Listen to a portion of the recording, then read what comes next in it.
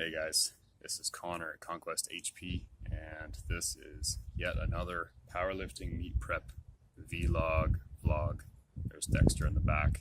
Just hanging out in the backyard. It is Good Friday, which is April 13th? No, 14th maybe? 14th? So anyways, beautiful day. Very lucky to have this right now, but I'm about a month out from my meet now. About 4 weeks, almost exactly, I guess. And things are moving well. I'm just going to talk a little about my programming, the program I've been using to kind of prepare for this meet, to kind of get me started moving towards some big powerlifting goals. Well, now I can set bigger powerlifting goals because I've been having some success with my programming. So I keep everything to do with my program in this plastic undulating that I got from the dollar store. I've been using this thing for like 2 years. I think it was like $1 or $2, something like that, but it's been extremely durable. It is covered in scratches, if you can see that, because I toss it all over the place in the gym. And very scientifically, I just kind of shove all of my programs into this back flap, and I date them. So I can tell you I've been doing my current program since March 5th pretty well. Before that, it's February 6th, and I can tell you all the way back probably a few years if I look through this one duotang. So it's pretty cool to have it in front of you and see what you've been doing. I'm a huge proponent of writing things down though, and keeping track of things, because you just don't know how you've been progressing or if you've been progressing unless you have something objective you can look at. So this is my objectivity reality check. I can look at this, can look at what I was doing last summer, can look at what I was doing 2 years ago. I don't have to try to remember it, and I can just see where I was and how I was feeling and what I was focused on. And it's kind of a springboard, kind of shows me what I should expect from myself and how the training is affecting me as I go. So as I said, been following this current program since March 5th, which is about 10-ish weeks out. So I really do well with what's called daily undulating periodization. Periodization is just the arrangement of training variables. So your sets, your reps, you have different days in your training plan, like a leg day or a squat bench day or whatever it might be. How you arrange those days into a plan is periodization. So daily undulating periodization just means that the sets and reps that you follow one day to the next in the week are not the same.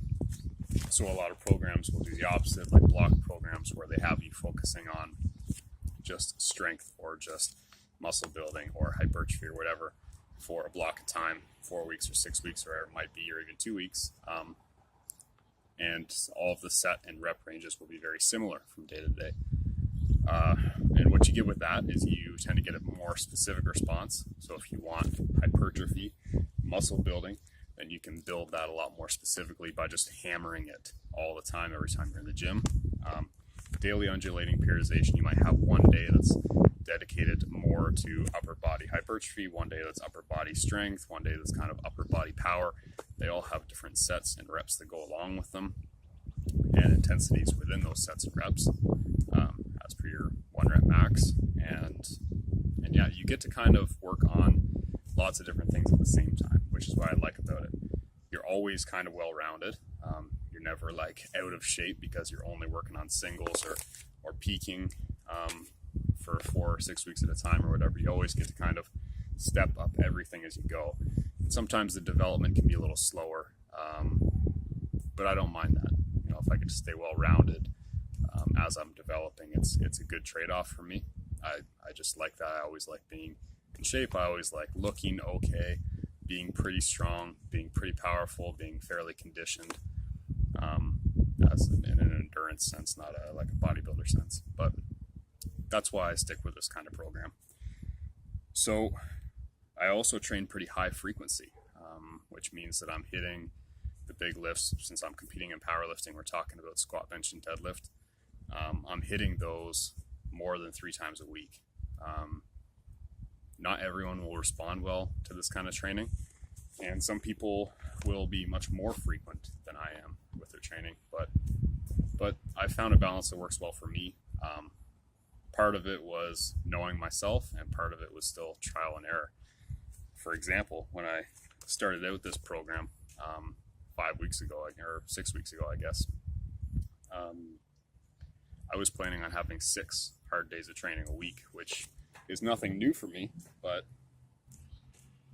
Dexter's getting a huge stick. It's nothing new for me, but intensifying towards a meet proved to be a little too much. It's a bit too much load. I started feeling like achiness in my shoulder, achiness in my knee, that kind of thing. And I just realized there was just too much going on there. So kind of just listening to my body, I skipped that workout a few times, the last workout of the week, which is primarily my accessory work, push presses and things like that. And my numbers started shooting up like crazy. My soreness went away. Not my soreness, but my pain, I guess. Soreness is ever present, I suppose. But yeah, so that's what I'm kind of running right now. I'll tell you exactly what I'm doing, all the big details anyway. So my day 1, I'm working on pause squats, really high sets or really lowish reps. I'm working on sets of 3 right now. Lots of sets of that. I get my close grip bench press that day 2. I'm doing that with a 2-inch pause, or a pause 2 inches off the chest rather. Again, friendlier for my shoulder. I don't typically do too well with close grip bench presses, so it makes it a bit more approachable for me. Easier to use more weight, easier to reduce my wear and tear. I pair those things with a bunch of boring accessory exercises like single leg glute bridges and pal-off presses and things that aren't that exciting to watch. There's not a whole lot of weight being used. Much of the time it's body weight or resistance band, but they keep me healthy, and that's obviously half of the game. You know, if I'm getting really strong at primary lifts, but my body is going to shit as I do it, then my body's not gonna work too well come meet day. So I've got to take care of myself. I do it with the basic moves, kind of superset it in like that. Also got lying prone hamstring curls when you're laying down on your stomach. So, you know, kind of bodybuilder-esque, but again, got to keep that knee flexion strength, kind of on par with your hip extensions strength. It's easy to neglect if you're just doing squats and deadlifts, that kind of thing.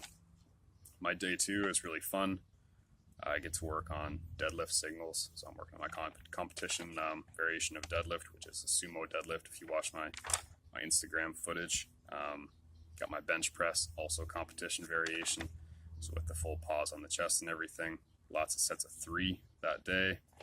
More boring stuff like bent rows and bicep curls, delt flies. Relying on the big lifts is good. There's a lot of bang for the buck there, but you can still develop weaknesses and some things can still be neglected. So it's important to kind of keep yourself well-rounded by including those things, making sure that the biceps don't get weak in relation to the triceps, that kind of thing. And my delts are just weak as crap. I think it's from doing a lot of Muay Thai and boxing and kickboxing, that kind of stuff, and not really working them directly because they were sore all the time from the boxing. Day 3, high bar squats, bent row, single arm row, basic stuff. That's more about building a little bit of muscle, giving myself a small break. The squats are 5 sets of 5, so I'm still getting a little strength input there, but it's high bar, so not really the same exact variation. Kind of breaks up how I have to recover. Day 4, things get real fun again. I have a whole bunch of sets of 1 and my competition squat. So that's where I'm putting up these big PRs lately in my training. Very fun. Got my medium grip bench press. Again, not a very strong variation for me, but very good for building muscle. Very good for just making sure that I'm paying attention to my triceps as well, because I do like to bench a little bit wider with my competition grip.